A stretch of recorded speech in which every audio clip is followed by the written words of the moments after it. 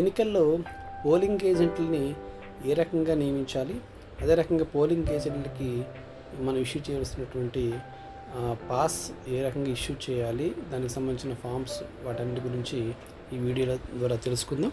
ముందుగా polling agents RO submit చేసినటువంటి format for specific signature of candidates and their election agents అనే ఫామ్ని వాళ్ళు తీసుకురావడం జరుగుతుంది.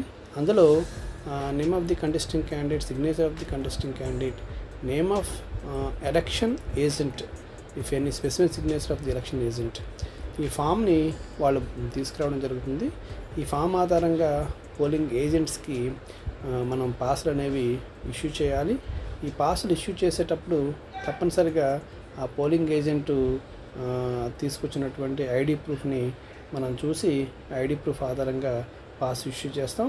అంటే తప్పనిసరిగా పోలింగ్ ఏజెంట్ అనేవాళ్ళు ఆ నియోజకవర్గ పరిధిలో ఓటర్ అయి ఉండాలి అనే కండిషన్ ఉంది. కాబట్టి ఆ రకంగా వాళ్ళు ఎపిక్ కార్డులో ఆ నియోజకవర్గ పరిధిలో ఓటర్ అయి ఉన్నాడా లేదనేది తప్పనిసరిగా మనం పరిశీలించాలి. పరిశీలించిన తర్వాత ఈ ఎన్ఎక్జర్ 12లో ఎంట్రీ పాస్ అనేది మనం వాళ్ళకి ఇష్యూ చేయడం జరుగుతుంది. ఈ పోలింగ్ ఏజెంట్స్ నియామకం జరిగేటప్పుడు ఒక పోలింగ్ ఏజెంట్ ఉంటారు, ఇద్దరు రిజర్వ్లో ఉంటారు. కాబట్టి ఆ రకంగా మనం ఎంట్రీ పాస్ అనేవి ఇష్యూ చేస్తాం. అలాగే పోలింగ్ ఏజెంట్స్ సంబంధించి మూమెంట్ షీట్ కూడా మనం తప్పనిసరిగా రాయవలసి ఉంటుంది. అంటే పోలింగ్ ఏజెంట్స్ ఏదైనా సమయంలో బయటకు వెళ్తే ఆ సమయం ఎప్పుడు వెళ్ళారు, మళ్ళీ ఎన్ని గంటలకు తిరిగి వచ్చారు అనేది తప్పనిసరిగా మూమెంట్ రిజిస్టర్ రాయాలి. అదే రకంగా పోలింగ్ ఏజెంట్స్ తాలూకా సంతకాలు కూడా ఆ మూమెంట్ రిజిస్టర్లో తీసుకోవాల్సిన అవసరం ఎంతైనా ఉంది. కాబట్టి ఈ మూమెంట్ రిజిస్టర్ ఫామ్ కూడా మనకి ఎలా ఉంటుంది కాబట్టి దాని ఆధారంగా మనం మూమెంట్ రిజిస్టర్ రాయాలి.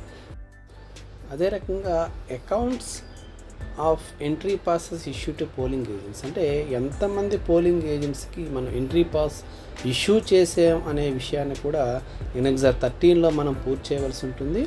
ఇందులో ఏవైతే వివరాలు అడిగారో ఆ వివరాలన్నీ కూడా మనం నింపి మన దగ్గర ఉంచుకోవాలి. ఇది కూడా చాలా ముఖ్యమైన ప్రొఫార్మా. అదే రకంగా పోలింగ్ ఏజెంట్స్ని నియమించేటప్పుడు ఏ నియమ నిబంధనల ప్రకారం వాళ్ళు నియమిస్తున్నామో తప్పనిసరిగా ఆ నియమ నిబంధనలన్నీ కూడా పాటించాలి. అంటే పోలింగ్ ఏజెంట్ అనే వ్యక్తి తప్పనిసరిగా ఆ నియోజకవర్గ పరిధిలో ఓటర్ అయి ఉండాలి అనే కండిషన్ అనేది ఉంది. మరి ఎవరిని పోలింగ్ ఏజెంట్స్గా నియమించవచ్చు అనే దాని మీద ఏ రాజకీయ నాయకుడు, అంటే గవర్నమెంట్ సౌకర్యం లేని రాజకీయ నాయకుడిని ఎవరినైనా పోలింగ్ ఏజెంట్స్గా నియమించడానికి అవకాశం ఉంది. కాబట్టి ఎవరినైనా మనం పోలింగ్, అంటే సర్పంచ్ కానీ, ఎంపీటీసీ కానీ, జెడ్పీటీసీ కానీ, అదే రకంగా కౌన్సిలర్లు, వీళ్ళెవరినైనా మనం పోలింగ్ ఏజెంట్స్గా నియమించుకోవచ్చు.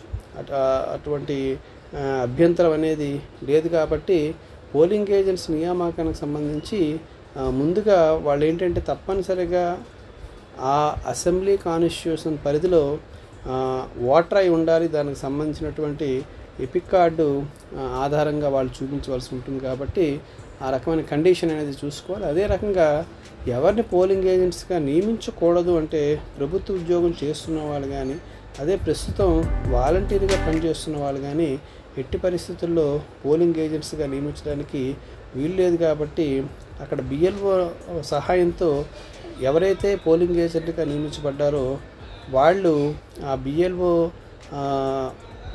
బిఎల్ఓ సహాయంతో తప్పనిసరిగా అటువంటి వ్యక్తి ఎవరైనా ఎలిజిబుల్ క్యాండిడేట్స్ ఎవరైనా ఉంటే వాళ్ళని మనం తప్పనిసరిగా పోలింగ్ ఏజెంట్గా తప్పించవలసిందిగా ఉంటుంది. కాబట్టి పోలింగ్ ఏజెంట్స్గా నియమించబడే వ్యక్తి ఉండేటటువంటి కండిషన్స్ ఏవైతే ఉన్నాయో ఆ కండిషన్స్ ఆధారంగా వాళ్ళు నియమించబడ్డారో లేదో ఒకసారి పీఓ చెక్ చేసుకోవాల్సి ఉంటుంది. అలాగే పోలింగ్ ఏజెంట్ ఏం చేయాలి, ఏం చేయకూడదు అనేది కూడా ముందే చెప్పాలి. పోలింగ్ ఏజెంట్గా నియమించబడే వ్యక్తి ఎటువంటి ఎలక్ట్రికల్ ఐటమ్స్ కూడా లోపలికి తీసుకురాకూడదు. అనవసరమైన ఆర్గ్యుమెంట్స్ చేయడం కానీ ఏది చేయకూడదు. కేవలం మార్కుడ్ కాపీ ఏదైతే చదువుతున్నారో ఆ మార్కుడ్ కాపీ ఆధారంగా వాళ్ళు టిక్ పెట్టుకోవడం, ఏదైనా అబ్జెక్షన్ ఉంటే తెలియచేయాలి తప్ప అనవసరంగా వాగ్వాదం, అక్కడ ప్రచారం కానీ వాగ్వాదం కానీ చేయకూడదు.